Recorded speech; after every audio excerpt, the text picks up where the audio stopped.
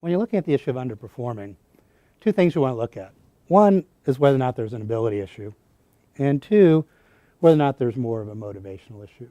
So first, in terms of the ability issue, this goes back to why it's so important in your performance management system to have clear goals and a good feedback system. The clear goals, specific, challenging, the person is bought into it so that the expectations are clear as to what they're to do. And then the feedback system, which can provide you the information on, one, whether or not they're meeting those expectations, the appraisal part, and two, areas in which they may need some improvement, action plans, self-development plans, to help them on the skill part. If these are in place and are in place well, then in a fairly short amount of time, you'll have a pretty good idea as to whether or not the person can do the job or not, right? They perform, you give them the goals, they perform, you give them the feedback. If they need improvement, you work on the area in which they need it. Is it something with training? Is it something with resources? Is it something with their effort? They try again, and in fairly short order, you'll know whether or not they can do the job. And in fact, most people know on their own whether or not they can cut it as far as the job is concerned. The data helps make it easier to talk about it.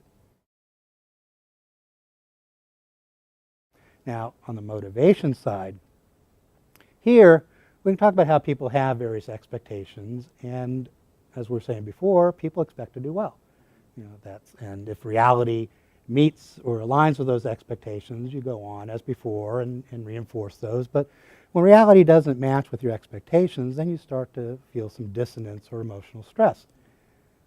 What we often find is that when people are not having their expectations met, they start to engage in what I call the Ds. So, first, like the river in Egypt, they may be in denial and say, problem, what problem?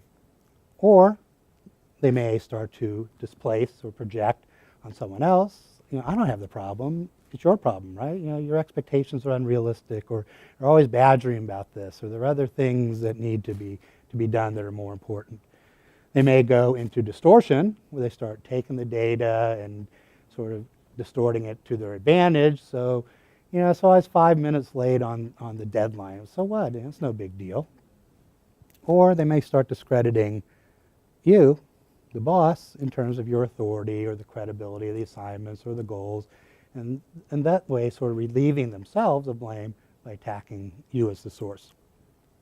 One of the things that happens is when people start engaging in those Ds, we tend to go into our own sense of denial and say to the person, snap out of it, or here's the deal, or I'm the boss, I said so, and really aren't listening to what the real issue is. And that's that underneath those Ds is that unmet expectation, and that's what we should be asking. So, what's going on here that's causing you this frustration or stress? Let's take a look at what expectation is not being met and how we can resolve that problem. And that's going to be a better approach instead of when they D that you start to fight back, because that's going to lead to an ineffective conflict.